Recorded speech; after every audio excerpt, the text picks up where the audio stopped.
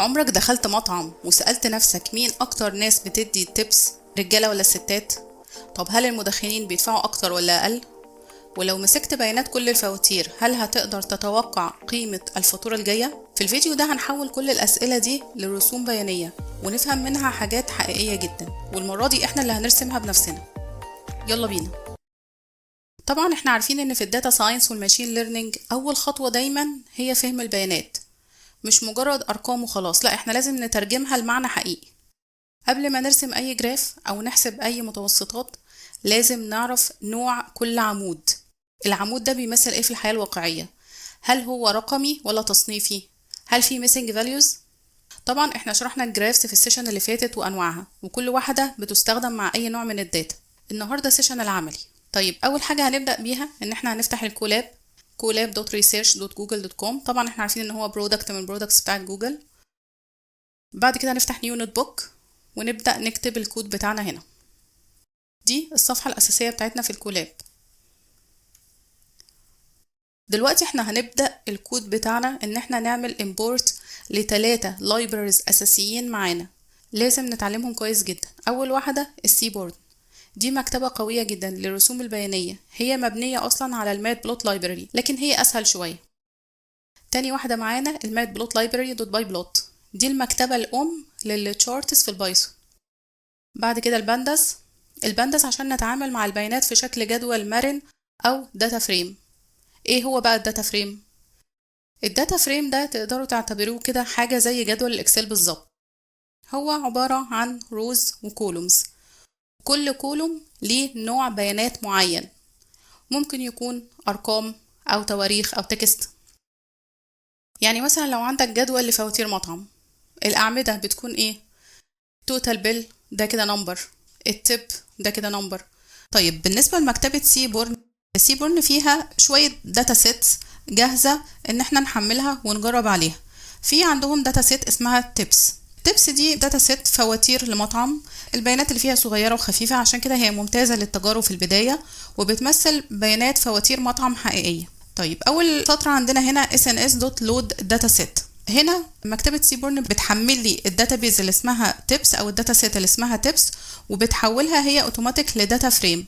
يعني زي ما احنا قلنا بتحولها لجدول مرن أو داتا فريم، كل كولوم ليه داتا تايب، وكل رو احنا عارفين ان هو عبارة عن observation أو دي فاتورة مطعم حقيقية. طيب هل هنا أنا محتاجة ان أنا أعمل bd.data_frame؟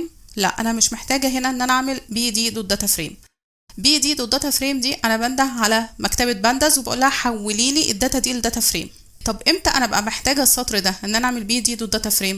انا ببقى محتاجاه في كذا حاله. اول حاله مثلا لو انا اللي بصنع الداتا او انا اللي بكريت الداتا، زي الاكزامبل ده مثلا انا عندي ليست، قلت انا عندي 2 كولومز نيم وايدج، النيم فيه علي وساره والايدج فيه 22 و25، فانا هنا عندي ليست عايزه احولها لداتا فريم، فبعمل الليسته دي وبعد كده بقول bd.data_frame.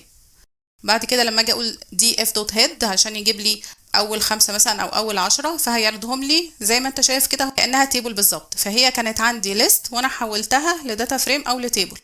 وفي كيس تانية لو انا عندي الداتا مثلا جايالي CSV فايل، انا مش متاكده ان CSV فايل ده عاملها از داتا فريم، فساعتها برضو بعد ما بعمل لها لود بروح اقول تاني bd.data_frame عشان يحولها لي لداتا فريم. تمام. نرجع بقى للاكزامبل بتاعنا ان sns.load dataset بتحمل لي الداتا سيت بتاعتي وبتخليها داتا فريم، انا مش محتاجه ان انا احولها لداتا فريم تاني ومش محتاجه سطر تاني اكتبه هنا. طيب انا معايا شويه فانكشنز كده، خلينا يعني نشتغل عليها شويه. في حاجه اسمها df.head. الهيد دي خلينا اقول بتعمل لك حاجه كده زي بيجينيشن، يعني انت بتقول لها هيد اوف 10 هاتي لي اول 10، هيد اوف 7 هاتي لي اول 7، هيد اوف 100 بتجيب لي اول 100. طيب لو انا ما كتبتش رقم بين القوسين زي برنت df.head، هنا هي بتجيب لي اول 5، هو ده الديفولت بتاعها. طيب لو عملت برنت اوف df، هنا زي ما انت شايف كده المفروض يعني ان هي بتجيب كل الداتا، بتجيب اول كام رو واخر كام رو، لكن في النص بتعمل لي دوتس كده، فهي يعني مش مفيدة قوي، مش بننصح ان احنا نستخدمها لان هي مش معبرة قوي يعني عن الداتا كلها. في بقى df.tail، تيل دي لو ما كتبتش فيها رقم برضو بيجيب لي اخر 5.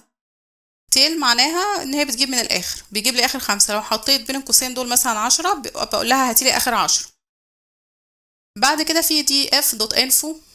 info بقى من اسمها كده ان هي بتجيب لي انفورميشن عن الداتا بتاعتي. اول حاجه بتقول لي ان هي نوعها داتا فريم، عندي 244 انتريز يعني 244 رو من 0 ل 243. الداتا كولوم عندي التوتال 7 كولوم، وهنا زي ما انت شايف في تيبل كده في كل كولوم وهل هو نال ولا نوت نال ونوعه. فهنا مثلا التوتال تيب 244 رو وهي نوت نال يعني مفيش اي ميسنج فاليوز ونوعها فلوت 64. بعد كده التيب في 244 رو نوت نال مفيش ولا قيمه نال ومفيش ولا قيمه ميسنج ونوعه فلوت 64، ونفس البيانات دي على كل الكولومز. هنا في الاخر بيقول لك ان الكاتيجوري عددهم 4، الفلوت عددهم 2، الانتجر عددهم 1. فعلا هنا مثلا الكاتيجوري 4 كولومز. فهو الدي اف دوت انفو بتجيب لي شويه انفورميشن عن الداتا سيت بتاعتي. بعد كده في برنت دي اف دوت تايبس بتجيب لي التايب بتاعه كل كولوم، يعني التوتال بيل نوعها فلوت، التيب نوعها فلوت، السكس نوعها كاتيجوري، السموكر كاتيجوري، داي نوعها كاتيجوري لان الداي يا جماعه زي ما احنا شفناها فوق هي ساتردي ساندي. انا بس مش عايزه حد يتلخبط ويقول الداي يبقى نوعها ديت تايم، لا هي لان هي موجوده عندنا في الداتا سيت بتاعتي ايام الاسبوع ساتردي ساندي، فعشان كده هي كاتيجوري.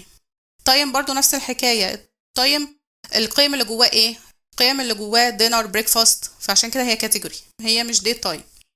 والسايز نوعه انتجر. دي كانت شويه فانكشن كده يعني بتعرفنا ايه هي انواع الكولومز، ازاي نتعامل معاها لو عايزه اجيب اول 5 اخر 5 اشوف كده الداتا بتاعتي شكلها ايه. هنيجي بعد كده بقى عايزين نرسم اول تشارت معانا. اول حاجه هستخدمها هنا الكاونت بلوت، الفانكشن اسمها كاونت بلوت. كاونت بلوت دي بترسم لي البار تشارت. طيب اول بارامتر بتاخده هي الداتا بتاعتي. طيب تاني بارامتر بقى هو الاكس اكسس، انا بقول لها ارسمي لي بار تشارت. طيب هي ترسمه بناء على ايه؟ انا بقول لها ارسميه بناء على السكس او الجندر اللي هو الميل ولا الفيميل.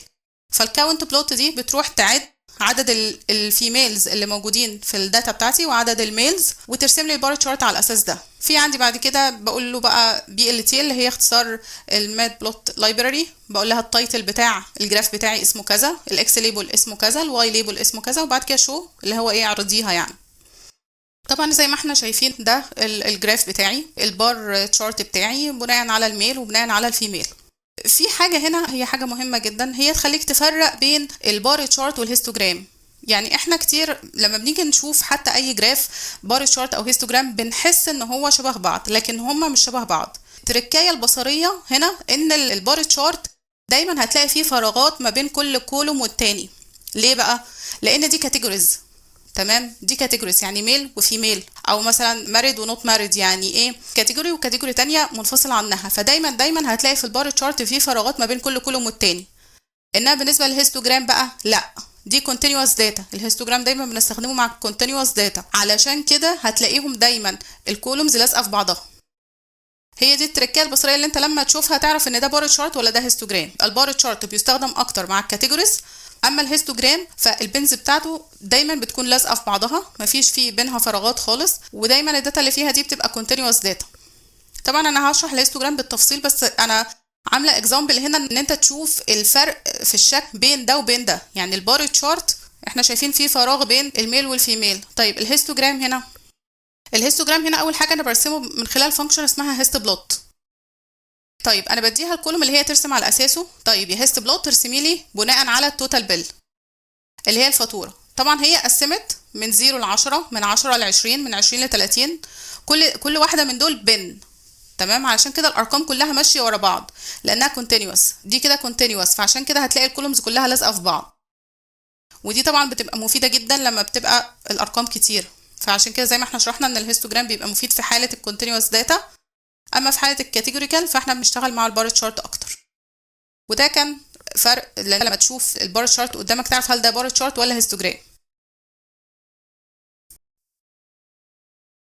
طيب دلوقتي اخر تركايه معانا في البار تشارت هو ان لو عدد الكولومز عندك كان كتير شويه، هنقول مثلا ازيد من 4 أو 5، يبقى الافضل ان انت تقلبه بالشكل ده. تقلبه ازاي؟ ان احنا نخلي محور الواي هو اللي عليه الميل او الفيميل، وتخلي محور الاكس هو اللي عليه الفاليو نفسها. عملنا ده ازاي؟ كل الفكرة، كل اللي عملناه ان انا خليت الواي ايكوال جندر. انا في الاكزامبل اللي فوق كنت عامله الاكس ايكوال الجندر، هنا عملت الواي هي الايكوال الجندر بس كده. فدي تريكايه مهمه تاخد بالك منها وانت بتستخدم البار تشارت، ان لو عدد الكولومز فيه زياده شويه فالافضل ان انت تقلبه بالشكل ده. تمام. طيب يلا بينا بقى على البار تشارت. البار تشارت هو احد ابسط واشهر الرسوم البيانيه اللي بتستخدم لتوضيح التوزيع النسبي للبيانات، يعني من خلاله بوضح نسبة فئة معينة بالنسبة للكل. هو صحيح الباي تشارت من أشهر وأبسط الرسوم البيانية، لكن خلينا أقولك هو من أكتر الرسوم البيانية المكروهة شوية بالنسبة للداتا أناليست. هقولك في آخر الفيديو ليه مش كل الناس بتحب الباي تشارت. أولا خلينا كده نفسر الكود اللي قدامنا ده. دلوقتي انا اول حاجه بعملها ان انا بعمل smoker count equal df of smoker dot value counts. ده معناها ايه؟ ان انا بقول له روح على الكولوم اللي اسمه smoker وعد لي الفئات اللي موجوده فيه. بعد كده الفانكشن اللي هترسم الباي تشارت اسمها blt.by. طبعا blt دي زي ما احنا قلنا اختصار لmatplotlib.by. بديها السموكر كاونت اللي هو عدد المدخنين وغير المدخنين اللي احنا جبناه في الستيب اللي قبلها، والليبل هيبقى هو الاندكس او القيمه اللي مكتوبه جوه الكولوم. جوه كولوم سموكر كاونت اللي هي يس يا نو. لو طلعنا فوق لما كنا بنعرض البيانات السموكر كاونت فيه قيم ايه؟ يس او نو، فهو بيعرض يس او نو اللي هي موجوده جوه الكولوم. تمام. طيب هنا الليبل هو الاندكس بتاع الكولوم.